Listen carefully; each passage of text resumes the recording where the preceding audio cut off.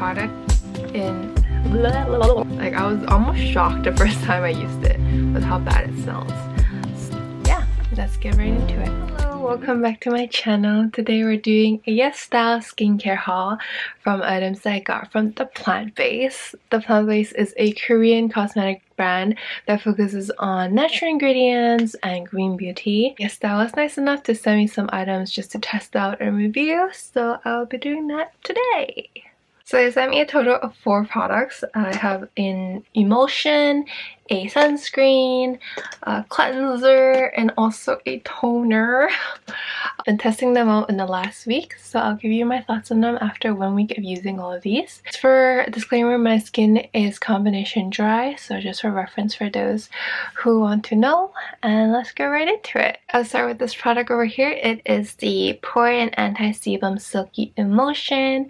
One of the major things that The Plant Base as a brand promotes is using natural ingredients. So it doesn't have parabens, it doesn't have pigments or synthetic fragrances. Another thing that it promotes, instead of using refined water as a base as most other brands do, it uses plant extracted water. I'm not really an ingredients specialist when it comes to beauty products, but just reading through the long list of ingredients, most of them does seem like they're just mostly plant extracts or plant oils. And it also has, I just found out that it also has a little bit of retinol, so I guess that kind of goes with the anti-acne and anti-sebum portion of this product. So this product claims to be a silky emulsion that helps tighten pores and remove excess sebum while keeping your skin dry until 3 p.m, which I'm assuming the start time is in the AMs. So I've been using this almost every morning as kind of like a base and a moisturizer after cleansing my face, and I do find that it actually does keep my skin quite dry. So even though I am wearing a face mask these days for work purposes for almost 8 hours a day, my skin doesn't get as oily and kind of greasy as it does with other moisturizers. I was actually quite excited to use this product because I have this major pore complex, because I have really huge pores around my cheek area, and so I thought that I'm probably the perfect person to test for this product in terms of pore tightening. After 1 week, I must say I haven't really found that it has that big of an effect. In the last couple of days, I have been checking and looking closely in the mirror, and I do think maybe it has kind of lightened some of my darker pores a little bit. But with 1 week, I think it's hard to really test it out. Most of the before and after pictures that they've posted for this product are usually after 28 days or a month. So I guess I will have to test it out a little bit more to see. The texture is very light and not oily at all, and also very cooling actually. So it almost feels like an aloe vera, but less sticky. So it has no stickiness at all. When you put it on, it's very cooling, but it quickly dries to like kind of a soft texture. So it does say that it's soft in skin texture, which I do agree with. I would say that it's actually very good for a base. It really does feel like a primer where it dries and it feels very matte and very smooth and soft. I think this product is probably best suited for people with oily skin, because people with drier skin will just not think this is enough in terms of a moisturizer, but it is listed as just an emulsion. So if you're going to use it for nighttime care, you should probably pair it with something a little bit thicker as a cream. But I think it's a good base for either morning, before you put on makeup, or before you put on sunscreen. Like I usually use this with the sunscreen, and I think they're a very good pairing. I think people with really oily skin will really like this because it's very lightweight, doesn't weigh you down. I would not suggest most people using this by itself. So the next thing I'll talk about is the sunscreen. It is the Dailiben Innocent sunscreen. I think it's cute that they call it innocent. Probably because it doesn't have any harmful ingredients. It is a sunscreen with SPF 50+ and PA+++. So 3 pluses. So for people who don't know what PA++++ is, which I also didn't, I googled it. It's actually a grading scale for UVA protection. So the more pluses, the better. I think the maximum that you can go up to is 4. So it being +++ already means that it's a very high UVA protection. So the main ingredient in this product is cactus extract, 43.42% of the ingredients is from the cactus extract, and I'm not an ingredient specialist again, but I think it is really cute that they use cactus because cactus are usually in like desert, sunny, dry environments, so for whatever they have in the system, I'm sure is really good for sun protection and hydration. Apparently cactus extract is well known for having antioxidants and also helping to hydrate and lock in moisture, which makes sense. Another claim that this sunscreen has is that it is whitening, and I definitely think that's true. And it's not the type of whitening that you get from like pasty sunscreen. It's actually kind of like a brightening and skin neutralizing effect, so it really dulls down the redness in my skin, which I really like. These days I've been using it with this as well, so I kind of pair them together because this actually has a very kind of almost dry texture. It almost has like a foundation texture where you put it on and you only have like 5 seconds to blend it out. So when I pair it with a cream beforehand, I think it does help push it a little bit more. Sometimes I even like mix them and then put it on. But yeah, I think that it's actually a very good base. Like today I only have this on and I think that it's enough in terms of coverage. I don't tend to like having too much foundation on anyways, so usually for daily use I will just use this, and I think that it leaves a really good soft finish. Overall, I do like this product and I would recommend it for anybody who wants a light coverage sunscreen. Next, I have the AC Clear Magic Foam A1 Plus. I don't know what the A1 Plus stands for, but the thing that I must say about this, first of all, is the smell. It smells really bad. Like, I was almost shocked the first time I used it with how bad it smells. So if anybody wants proof that this brand doesn't use synthetic fragrances, I think this product is the go-to product for you to try, and then you'll know right away that there's no fragrance in this, because there is no fragrance in this world that would smell like this.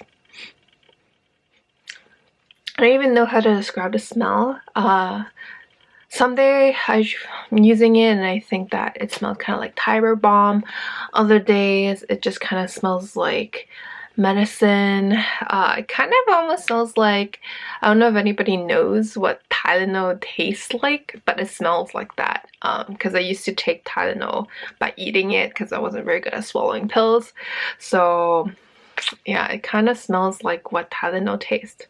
It is very likely that the smell comes from its main ingredient, which is the Centella asiatica leaf extract, and it's 44% of this product. I looked at what the Centella extract is, and it's actually a very prominent ingredient that you can find in a lot of K-beauty because it boasts a lot of skin healing and damage repair effects, and it's also a swamp dwelling herb that it comes from, so maybe that's where the smell comes from.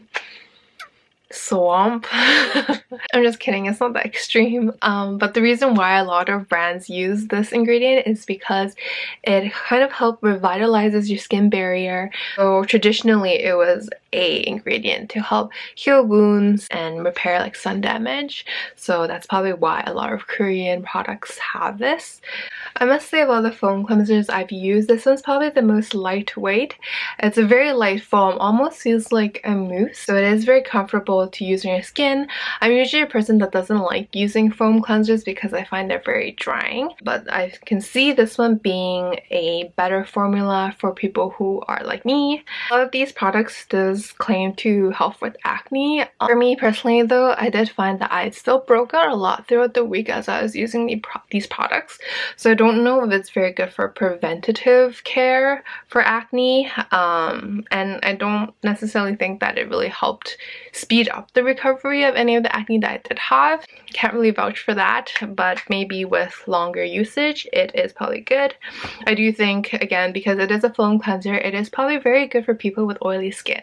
And the last product that I have is the Pore Intern Over 28 ABA Toner, ABA Toner I guess. I think it's named after the AHA and the BHA that is in this product. It does smell a little bit better than the cleanser, but weirdly enough it smells like black licorice, like jelly bean. but it does have a little bit of licorice in the ingredients, so maybe that's why. I did just notice yesterday when I was using it that it has like particles actually floating inside, and I don't know if they're all like that or if it's just the one that I got, but it actually might be because it has the galactomyces ferment filtrate, which is the equivalent of Pitira, which I'm sure a lot of people have heard of because it is in the SK2 essence. So it might be because of the ferment that it has like these floaties in here. And I did see another YouTube video of someone comparing this to the SK2 essence because of the similar ingredients. So I think this is a very good affordable choice if you want to try kind of the fermented ingredients without splurging $200, because I think this one's only just $20. So for 10% of the price, you can try it out to see if the fermented ingredients will work for your skin. It is also an acid toner with its AHA and BHA formula. AHA and BHA are both acids that help exfoliate the skin, so it helps with lines and hyperpigmentation, also helps with clearing up pores, and also with hydration. The major differences between AHA and BHA is AHA is water soluble, so it works on the outer layer of your skin, and BHA is oil soluble, so it works for clearing up the inside of your skin. So having both of these in here is kind of like an ideal situation because it really helps with exfoliating and clearing up your pores, both outside and inside, which is what this product claims. Again, in terms of pores, I don't think personally that I've seen that big of a difference, but again, with 1 week use, maybe I can't vouch for it yet. I think it's best for people who are scared of using physical scrubs or exfoliants. This can act as an alternative for exfoliation in a lighter weight form. They recommend you use this with a cotton pad, so you can drip it on your cotton pad and then wipe it all over your face and use it as type of exfoliant. So those are all the products that I tried in last week from the plant base. I think as a brand as a whole, it is very good for people who are looking for a skincare line that is more natural based and that are focused on more on green beauty. I think I would definitely recommend it more for people with acne prone skin or really oily skin, because it seems like most of their product is targeted to that consumer versus like combination or dry skin might not work as well. I think my favorite product out of the four is definitely the sunscreen, and I can definitely see myself incorporating this to my daily routine. Thank you again to Yesstyle for gifting these products to me to try out. This video is not sponsored by them though, so all of the reviews and opinions are just my honest opinions. Do also have a small promo code. It's VickyLogic, and I can give you up to 5% off your order if you want to use it. It is an affiliate code, so I will get a small commission, but there is no additional cost to you. There's no pressure to use it, but if you want to try out new products, please go ahead. I'll link them down below. Thank you so much for watching. I'll see you guys next time. Bye!